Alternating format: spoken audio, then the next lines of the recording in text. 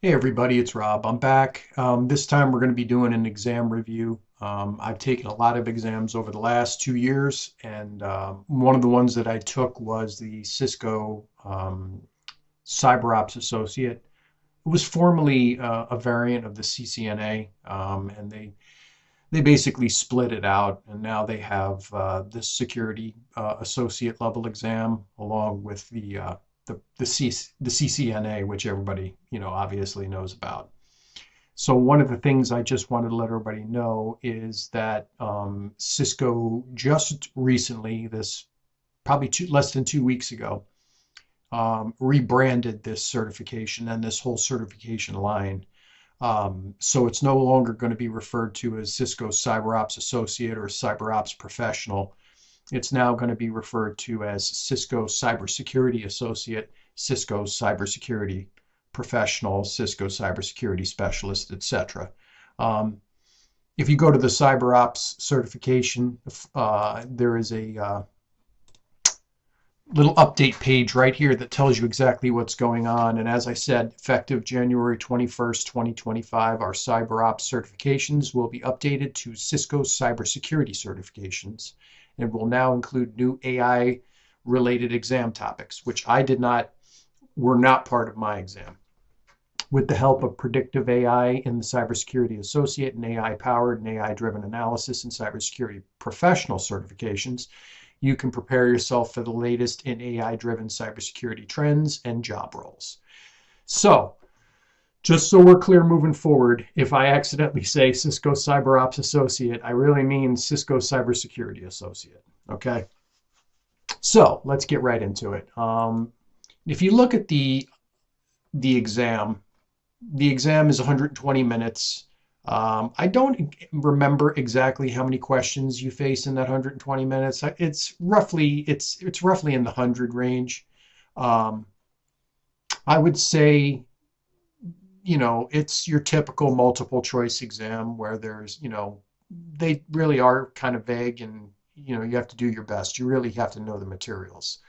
So, when I did decide that I was going to go for this exam, the first thing that I needed to do was to prepare. Um, so if you look, what I did was I got the Cisco Press CyberOps Security Study Guide off Amazon.com. And what I typically do when I study for an exam, and I'm probably going to do a video on this as well, is I look at one of the learning providers out there.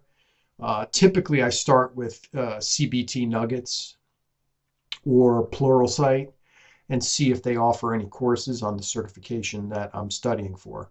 If they do, both of those providers, I've never had a bad experience taking any of their courses, to be honest. So you can't go wrong with either of them. They both offer month-to-month memberships. It's a little more expensive than if you bought an annual membership, but I highly encourage you to go month to month because one may have an exam that you're studying for now, and the other may have an exam that you're going to be studying for afterwards. And it's just better to just pay for what you need rather than paying for a year, using it for 2 months and never touching it again. So what I typically do is I look for, like I said, a course that I can watch videos um, to get an initial exposure to the material. And both CBT Nuggets and Pluralsight have excellent courses in that respect. Now, specifically for this course, I used CBT Nuggets. And the reason why I recommend you use CBT Nuggets for this one purely comes down to Keith Barker, to be honest. If you're familiar with CBT Nuggets, then you know who Keith is, obviously. And also Bob Sammons. I mean, those two guys I've found to be really excellent teachers. Keith, especially, he has a knack for making, kind of complicated things seem a bit easier. and explaining them, obviously the guy is like, I don't know if he's a double or triple CCIE or whatever, but he obviously knows what he's talking about, and he knows how to explain it to people without, you know, being obtuse about it, or, trying to make you feel overwhelmed. He really does break things down very nicely. And so does Bob. Bob also is he has a good delivery. I think he's pleasant to listen to, and I enjoy any of the training that those two gentlemen provide. So I highly recommend for Cisco CyberOps Associate, now Cisco Cybersecurity Associate, that you invest in 2 months at CBT Nuggets. And I also would encourage you to look at the other offerings, because like I said, they and Pluralsight are the two best out there as far as I'm concerned. Udemy relies too much on creator content, and it's hit or miss. Some of it's great, like some of Jason Dion's stuff is great, and then you get these other ones out there that are not so great. But if it's the only thing that's available for that exam, you got to do what you got to do. So I started with this. I went through all the videos. Now, while I was going through the videos, I usually read at night because it helps me fall asleep, obviously. I got the official Cisco Press study guide for the Cisco CyberOps Associate, and I started to read that, okay? So I think if you expose yourself to the material, watching the videos, which are pretty comprehensive, to be honest, and you start to read the book, I think that's a great way to lay a foundation for what you're studying for. And then once you get through the book and the videos is when I typically start to take exams, practice exams. And there's a bunch of exam providers out there. Cisco has theirs. They give you 4 exams. Measure Up, I believe, has exams. There's a bunch of them. Okay, you find the practice exam provider that you are most comfortable with, and then start to take exams. Now, what I also encourage you to do is not to look at the answers. Take the exam, and if you pass, great. If you fail, okay, you got to go back and look at the material.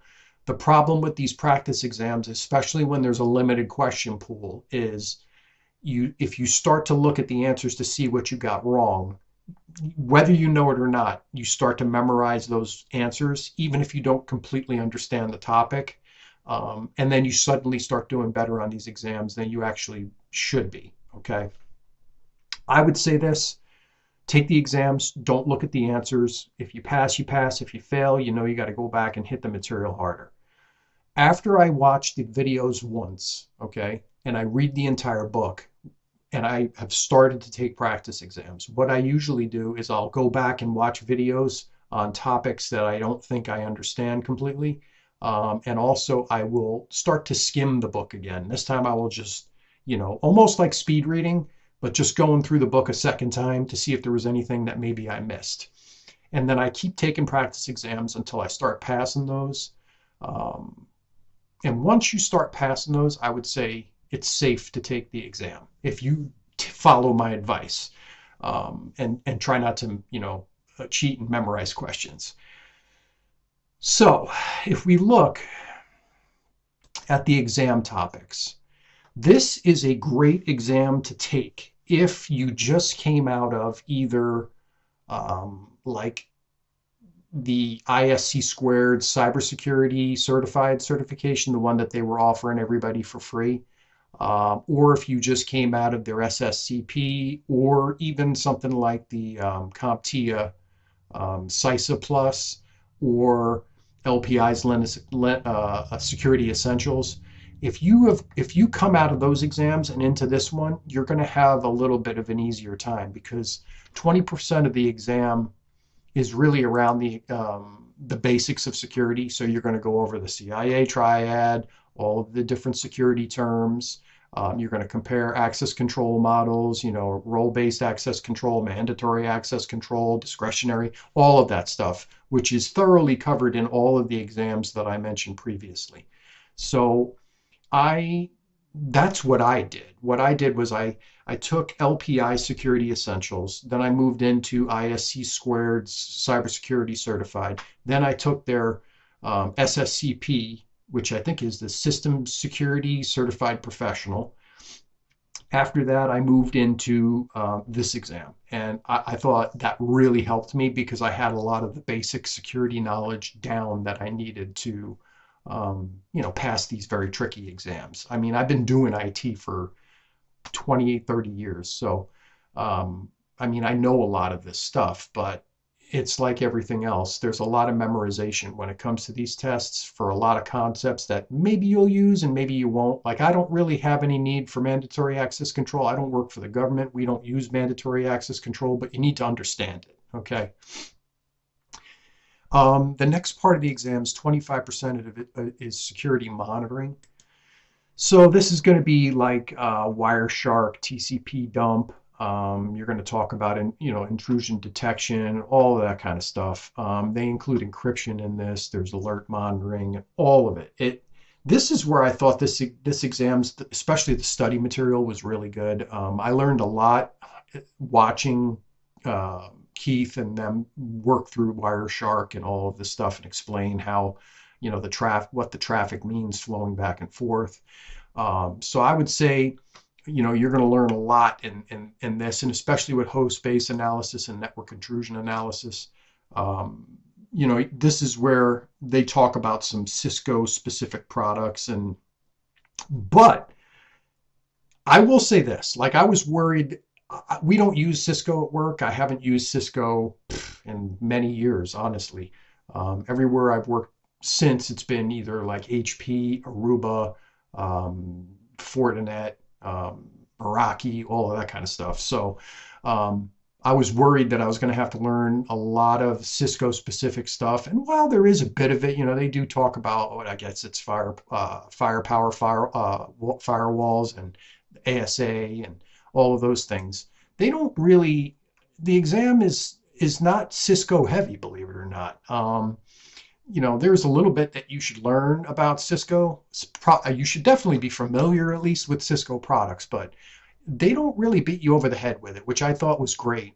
This is really kind of a general exam. I think it gets more specific as you go down this path to the professional and specialist levels. That's where I think you have to really focus a bit more on Cisco specific products. So when you get into network intrusion analysis, this is where we're really getting into the IDS stuff. Net flow data, learned a lot about net flow data with this exam. It's great for, looking at trends and stuff like that. So you're going to learn a lot here as well if you're not familiar with it. False positive, false negative. These are always tricky, trying to think in your head, okay, that's a double negative. But overall, I thought, the material on the exam is very relevant and very pertinent to today's security environment. And I thought Cisco, I was pleasantly surprised that it was more of a general level exam rather than something, that really kind of hammered the Cisco specific stuff, at least this level, the associate level exam.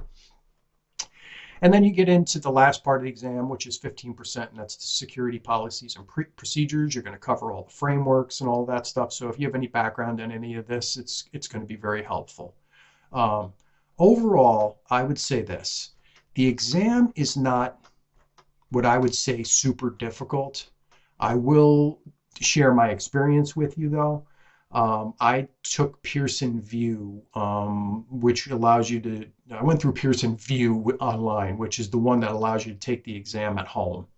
And I had done this many times. I mean, I've taken a bunch of exams at home. I'm a big proponent of it. I think it's great. Sometimes it's hard to even find a testing center for some of these exams. So I set up the appointment before I started studying. So that's the other thing I recommend, is that you always buy the voucher and set up the exam so that you have a commitment and you have to study, right? You have to study because the exam's going to be coming. Nothing says you can't reschedule it, but eventually you're going to have to take that exam. So you want that hanging over your head so that it forces you to focus, okay? So I had my exam set, and like I said, I had taken numerous exams at home. I don't know what it was. I don't know if Pearson View was having problems that day or if it was Cisco's exam. I have no idea. All I can tell you is my actual exam experience was painfully terrible. I mean, the exam for me probably crashed 4 or 5 times. And twice it required me to completely reboot my computer because it was just hung.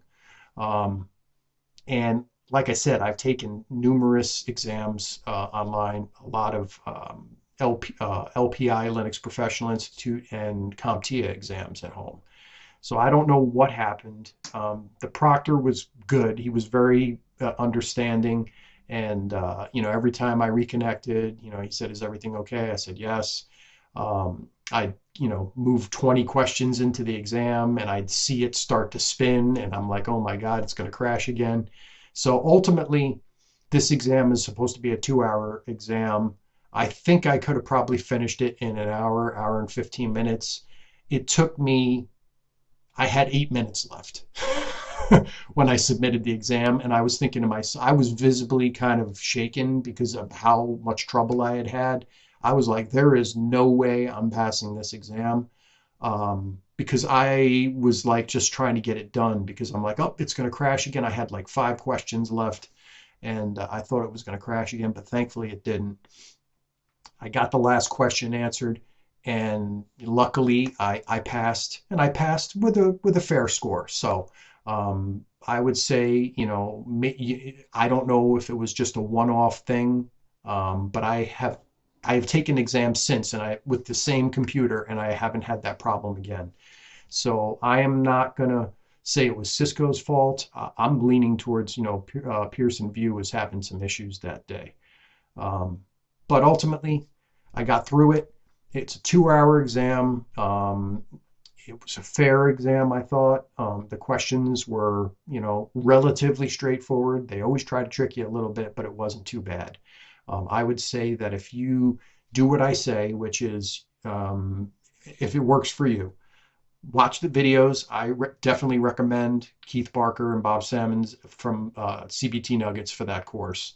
Read the official study guide, and then takes practice exams from your practice exam provider of choice.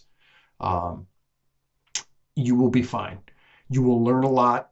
I specifically learned a lot around network stuff. Keith is obviously educated. He's, like I said, a double or triple CCIE. So, watching him explain Wireshark traffic and NetFlow data and everything, he really helps to make it click. So overall, I thought it was, it worked for me at least. So take the practice exams if you don't look at the answers and you take them legitimately and you start passing them legitimately without memorizing answers to questions, you're ready to take the exam.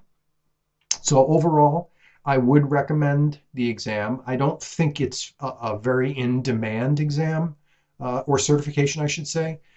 You don't see it a lot on job postings. I have seen it a couple of times. Most of the time, it's referred to as the CCNA Security, which doesn't exist anymore. Like I said, they split those exams out.